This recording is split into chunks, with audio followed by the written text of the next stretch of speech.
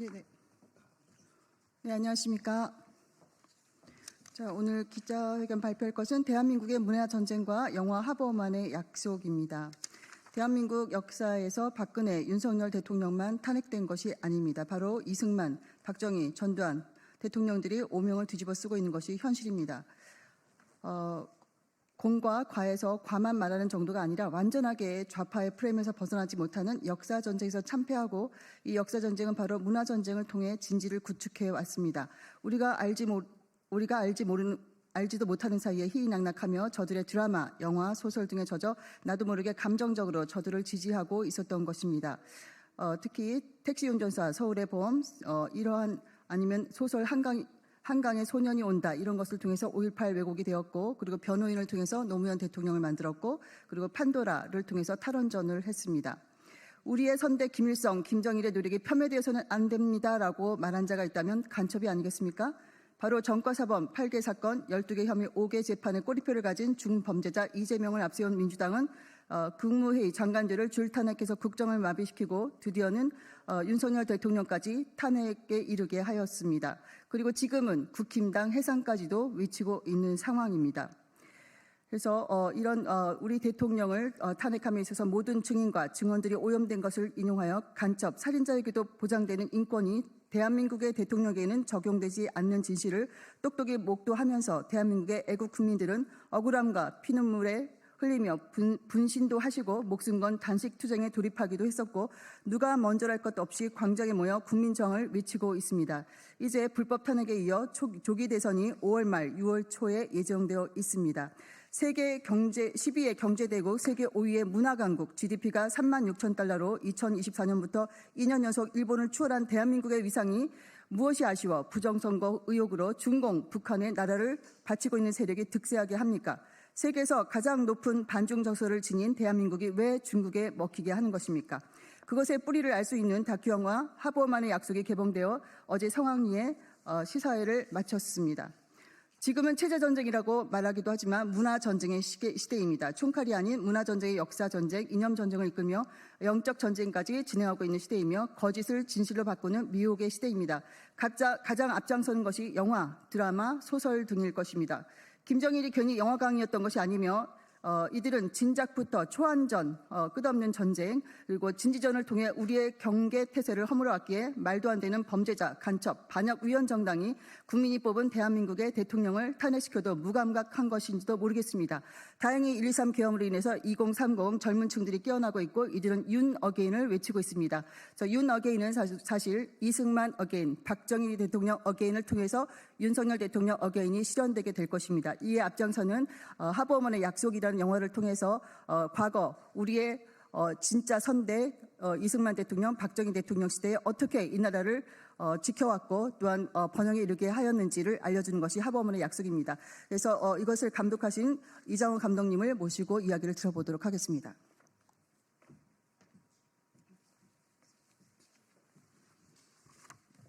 네, 안녕하세요. 이장호입니다. 하나님이 보호하사 우리나라 만세, 하버우먼의 줄임말입니다. 하버우먼의 약속은 대한민국에 주신 하나님의 언약을 의미합니다.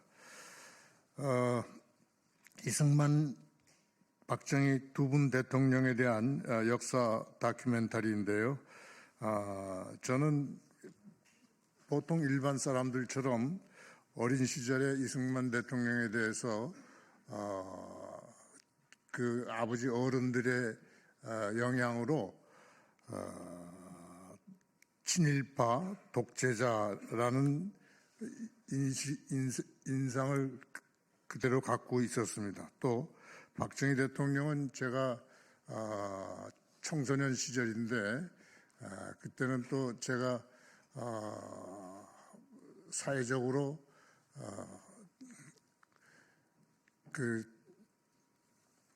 반체제 지식인들의 책을 읽으면서 박정희 대통령 역시 군사 독재를 하는 걸로 생각을 했고, 거기에다가 제가 70년대 들어서면서 그 연예인들 대마초 사건 때 관련이 돼서 무기한 정지 명령, 활동 정지 명령을 받고 자연히 검열이라든지 모든 것에 대한 반감이 컸습니다. 그러다가 기독교에 귀의하면서 기독교의 영향으로 진실이라는 거, 역사의 진실이라든지 우리 인간의 진실이라는 면에 대해서 생각을 많이 하게 되고, 그러면서 역사도 다시 한번 검토하는 그런 과정을 거쳤습니다. 그때 이승만 대통령의 건국 역사를 보면서 해방공간이라는 특수한 상황을 알게 됐고, 그 해방공간은 지금까지도 분열과 대립에 어떤 깊은 영향을 준 것을 깨닫게 됐습니다.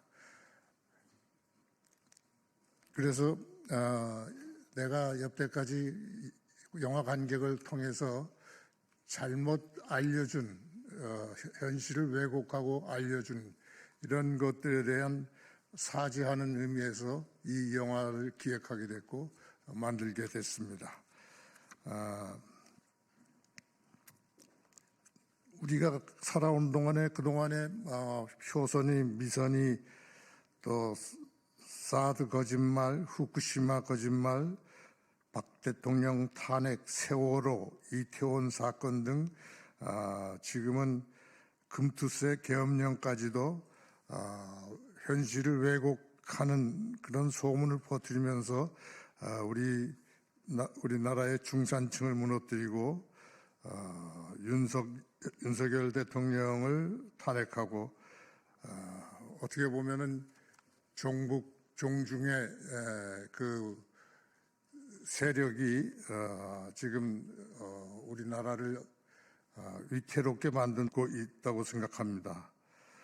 그러나 저는 현실이 두려울 때마다 마음속으로 하나님이 그 어려운 상황에서 자유민주주의 건국을 해주셨다는 것, 또 6.25 전쟁 남침에 준비 없이 밀려서 낙동강까지 가고 부산 점령 당하기 아슬아슬한 순간에 다시 반전으로 북진할 수 있어서 압록강까지 밀고 올라갔다는 그런 기적, 이런 기적들뿐만 아니라 이승만 대통령 하야하신 후에 4.19 학생 세력들이 정치에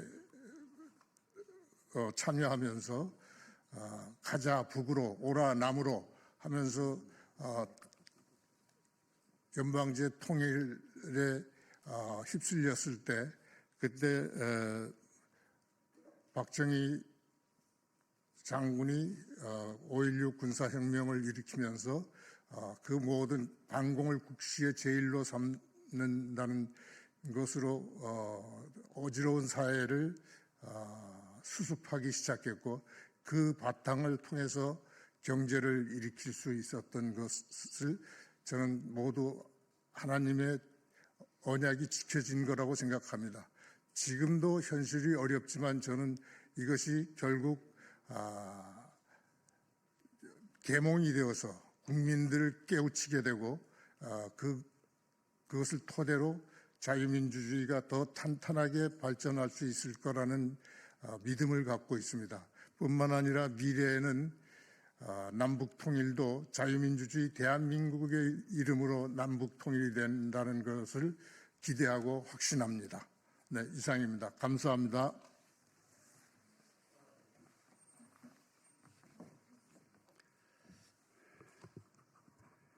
김일주입니다. 산성과 알카리를 구분하는 시험지가 있죠. 리트마스 시험지라고 그럽니다. 우리 보수 애국 우파, 대한민국 우파냐 아니냐, 리트마스 시험지처럼 하는 질문이 있습니다. 그것은 무엇인가? 당신은 이승만과 박정희를 존경하고 그 사람들을 인정합니까? 예스 하면 그건 보수, 애국, 우파라고 해도 될 것입니다. 이승만과 박정희가 없었으면 대한민국이 없었다는 것은 천하가 다 아는 사실이고 우리 국민들 대부분이 인식하는 내용입니다. 그런데 보수 우파 내에서도 희한하게 이승만과 박정희를 가르려는 그런 움직임이 있었습니다. 그래서 보수를 하나로 묶고 애국 세력을 하나로 묶어서 우리 대한민국 영원한 나라, 자유민주주의가 꿈을 꾸며 완성되는 나라, 한반도의 주인이 되는 나라, 이걸 목표로 하고 우리 이장호 감독께서 이번에 하보 우만의 약속이라는 영화를 만드셨습니다. 그래서 이승만과 박정희는 희한하게 연구하는 사람들조차도 갈라칩니다. 연결을 시키려고 하지를 않았습니다. 이번 영화를 통해서 보수 우파가 하나 되고 이승만과 박정희는 한 가지 마음으로 대한민국을 지키고 이끌었다. 이런 내용의 영화였고 그래서 꼭 성공을 해야만 된다. 이상입니다. 지금 우리는 문화 전쟁을 이야기하고 있습니다. 먼저 묻고 싶습니다. 우리에겐 어떤 문화가 있습니까? 대중이 공감하는 문화가 없고 문화에 공감하는 대중이 없는데 어떻게 전쟁에서 이길 수 있습니까? 우리가 말하는 문화 전쟁은 진짜 문화 전쟁입니까? 혹시 고집스러운 자기애와 편향된 정치관을 문화라 착각하는 언어 유희는 아닙니까? 문화 전쟁은 이념의 논쟁이 아니라 서사의 전쟁입니다. 단순히 좌우의 이념적 충돌이 아니라 누가 감동을 선점하고 누가 공감받을 이야기 구조를 설계하는가의 싸움입니다. 문제는 좌파가 이미 이 전쟁에서 이야기 권력을 장악했다는 사실입니다. 좌파는 더 이상 거리에서 깃발을 흔들지 않습니다. 그들은 영화 속 피해자 서사, 드라마 속 소수자 이야기, 소설 속 체제 비판을 통해 이념을 감정으로 번역하고 대중을 설득해 왔습니다. 그람시는 대중은 느끼지만 알지 못하고 지식인은 알지만 느끼지 못한다면서 사람들의 감정을 움직이는 것이야말로 지배의 시작이라고 했습니다. 좌파는 바로 이 전략을 실천에 옮기고 성공했습니다. 그들은 이야기로 정당성을 쌓았고 피해자의 시선으로 세상을 재구성했습니다. 무능한 국가, 냉혹한 사회, 착취하는 자본, 그리고 그 아래에서 억눌리고 부서지는 존재들, 대중은 논리가 아니라 이야기 앞에서 무장 해제됩니다. 감정이입이 이성을 압도하는 순간 진실이 아니라 그럴듯한 이야기가 지배하게 됩니다. 우리는 지금껏 논리로 싸웠습니다. 책임, 도덕, 진실이라는 가치로 정당함을 설파했습니다. 그러나 감동이 없었습니다. 대중은 옳은 말보다 공감되는 이야기를 선택합니다. 그 결과 우파는 사회 문화적 주도권을 잃었고 자기만의 확신 속에 고립되었습니다. 우리는 우리 이야기를 갖고 있지 않습니다. 첫째, 서사를 창조해야 합니다. 보수적 감동, 세련된 우파적 감성이 필요합니다. 보수의 정신은 여전히 유효합니다. 선의와 진실, 절제와 책임, 희생과 품위, 그리고 가정과 전통의 힘, 이것이 한 인간의 삶 속에서 감동적인 이야기로 살아날 때 대중의 마음에 닿을 수 있습니다. 이야기는 선전이 아닙니다. 감동이어야 합니다. 하나의 소설이 드라마가 되고 다큐가 되고 웹툰이 되고 게임이 되는 시대입니다. 과거 태백산맥이 좌파의 대서사였고 현재 노벨 문학상을 받았다며 우상화하는 한강의 소설이 문화의 왕좌를 차지했다면 우파는 이념과 위인전에서 벗어나 개인과 자유의 가치를 가슴에 심는 소설과 영화와 드라마를 읽고 보고 감동하고 이야기해야 합니다. 둘째, 캐릭터를 만들어야 합니다. 산업화 1세대의 땀과 실패와 부활, 전쟁을 딛고 가족을 지킨 아버지와 어머니, 자유를 찾아온 탈북자, 오늘의 불의를 깨고 희망을 회복하는 청년들의 서사를 창조해야 합니다. 우리의 이야기 하나하나가 콘텐츠가 되고 콘텐츠는 정서가 되고 그 정서가 문화의 물결이 되어야 합니다. 논리가 아닌 서사, 훈계가 아닌 공감, 권력이 아닌 감동으로 싸워야 합니다. 문화 권력이 아니라 이야기 권력을 되찾아야 합니다. 감동적인 이야기가 필요합니다. 매력적인 캐릭터가 필요합니다. 이야기의 감동은 사람의 마음을 흔들고 서사적 영웅은 세계를 바꿉니다. 우리에게도 이야기가 있습니다. 우리들의 캐릭터가 있습니다. 박성경 작가의 86학번 승연이, 이현수 작가의 도림천 연가는 80년대 운동권 서사를 우파의 시선으로 재창조했습니다. 제 장편 소설 트러스트 미, 최초의 당신은 파독 간호사의 사랑, 그리고 무너진 삶에서 진실을 향해 다시 일어서는 한 인간을 이야기하고 있습니다. 진실, 상처, 회복, 믿음, 그 어떤 어려움 속에서도 인간의 척추를 꼿꼿이 일으켜 세우는 이야기야말로 우리가 회복해야 할 문학적 서사이자 캐릭터입니다. 문화는 혼자 이룰 수 없고 문화 전쟁도 작가 혼자 싸워 이길 수 없습니다. 그런데 우리는 예술인을 키우지 못하고 있습니다. 힘든 여건 속에서 외롭게 창작 활동을 하고 있는 소수의 우파 작가조차 지키지 못하고 있습니다.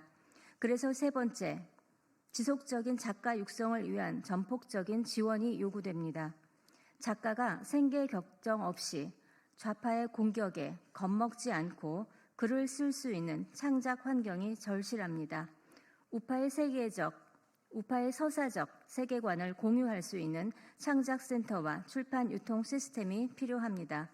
서사, 캐릭터, 이 두 가지를 창조할 수 있는 작가의 창작 환경, 세 가지가 충족되어야 우리를 다시 문화의 중심으로 이끌 수 있습니다. 문화 전쟁에서 승리할 수 있습니다. 정치가 아닌 문화에서의 연합과 후원 운동이 시작되어야 합니다. 진실이 아니라 감동으로 싸워야 합니다. 감동적인 서사와 캐릭터를 가진 자만이 문화를 바꿀 수 있습니다.